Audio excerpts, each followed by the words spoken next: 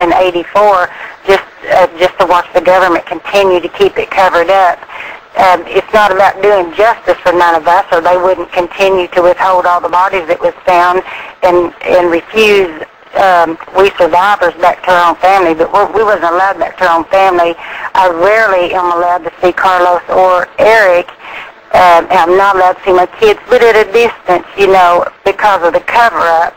And so what I'm saying and what other people around the nation are saying, people are saying there's no evidence out there. There's a ton of evidence. Every one of us that are telling this kind of story, there's a ton of evidence already, but it's been kept covered up. So that's why I'm doing these programs, and I'm not even allowed to be telling this stuff because I was undercover for so long, and I actually helped find some of these that they couldn't find in the states I lived in. But I'm tired of the cover-up. I'm tired of not having closure on this, and our mass media that we expected to be there for us has never been there for us yet. But pre-'84 now, the media was gathering their own evidence, and they too have never went public with none of this stuff yet. So people like Bryce Taylor that says that Bob Hope was involved with this Nazi Satanist stuff. I happen to believe that because I heard it my entire life around these people, he's one of the people that they mentioned. So there was a lot of California contact with the local people here. They actually were bringing movie stars and famous people through here from the time I was, I believe, 4 years old. Might have been the first time I met one, and that was Jack Elam, who was a movie star.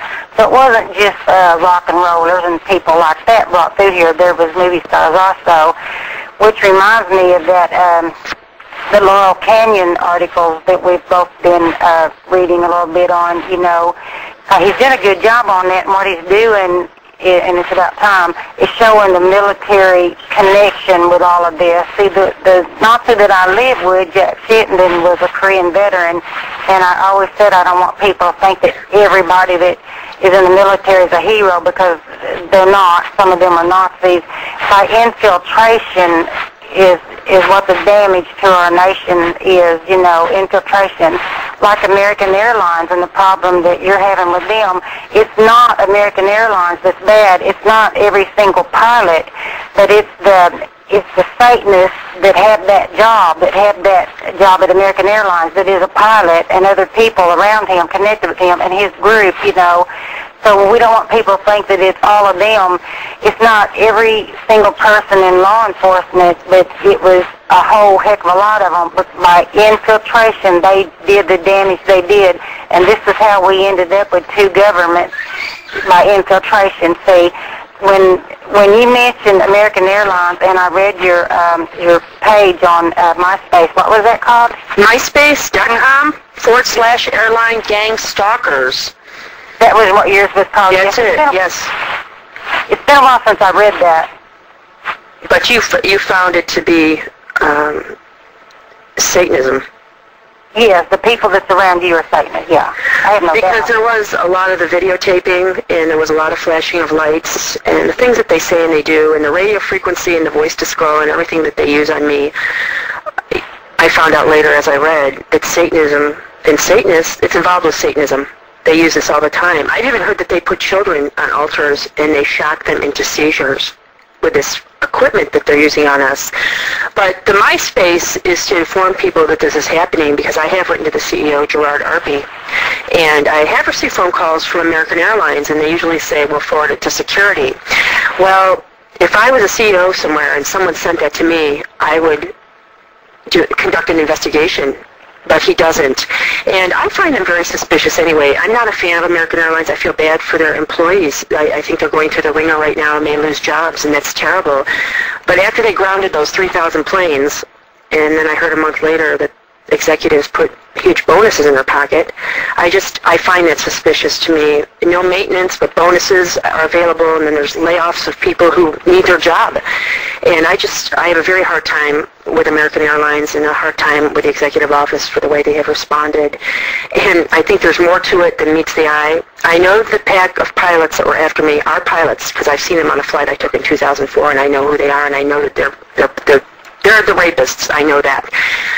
And the flight attendants that come with them are not real flight attendants. They're part of this group, but there's no way that these girls could be real flight attendants. I think that they came out of institutions. I think there's something that goes on there behind the lines.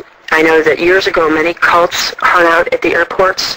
It's a very transient place. You can get people in and out. There's a lot that goes on. And at my rape, they said to me, don't think that you'll get help with this. You won't. We're pilots. We've done this our whole life. We get in and out whenever we want. We do what we want. And we get help. No one will help you. So I find it just inexcusable. But the organized stalking, many victims are followed from place to place.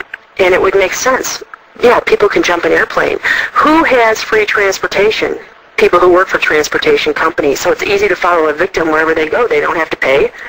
The victim goes through a lot of expense moving, moves to a new area, and they're followed. Even in another state or another country, they're followed. And if you think about it, if they can move that easily, or they've got people at the other end, they probably do work somewhere in the transportation system where they can move from place to place without questioning, jump on an aircraft, jump on a train, jump on a boat, do whatever they want and get away with it while it's costing the victims a lot of money to move, and they're not finding any relief because it's followed. A lot of victims, too, they hear helicopters and things over their house. I know I've heard helicopters over where I am right now. And who flies helicopters? A pilot. So these are trained people, and some of them are trained by our military. And I know our military has been infiltrated. There's still great people in our military. There's still great people in our government. But I know who these people are. And I know I'm going to expose them. I'm going to call all the hotels throughout the O'Hare Airport area, and I'm going to tell them about my videotape I made for Congress, the testimony I gave. And I'm going to expose this crime. I'm going to keep on going. And I remember having a conversation with you when you told me that you ran into some American airline pilots, or they came in somewhere and were giving you pins for something. Yeah, I wanted to mention that too. It seems like the Satanists go back a long ways with American Airlines. It's not a recent thing, it's recent in your life, but they've been around, involved with them for a long time. Because it was probably like around 64 or 65. I was in 3rd grade at Eugene Field School when, you know how sometimes people come in to visit the class. Well, we had a man to come in to visit us, and he was just so unfriendly. He probably was a middle-aged man back then, and I was probably like, I guess, 9 years old or so, or 10.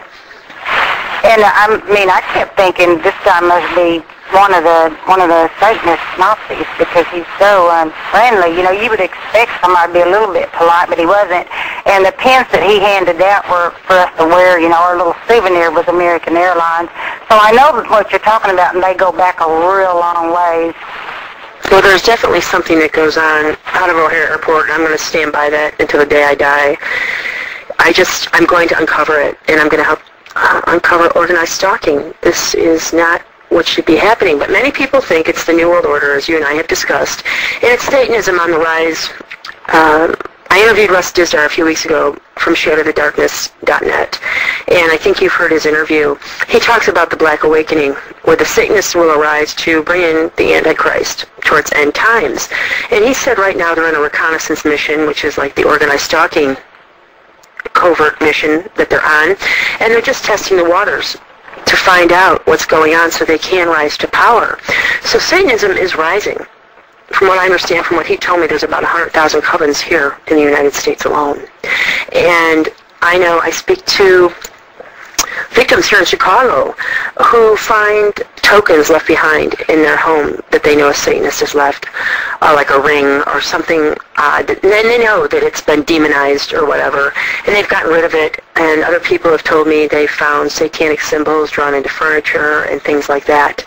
And it's very terrifying. They're coming in. They're getting help. They're getting help from the police departments. They're getting help from people who've infiltrated the government. Of course, not the good government that we know, but people who've infiltrated the government. And it's frightening because I don't think the Nazis ever went away. I don't really think World War II ever ended. They came in. They brought them here through Operation Paperclip. They're on the rise.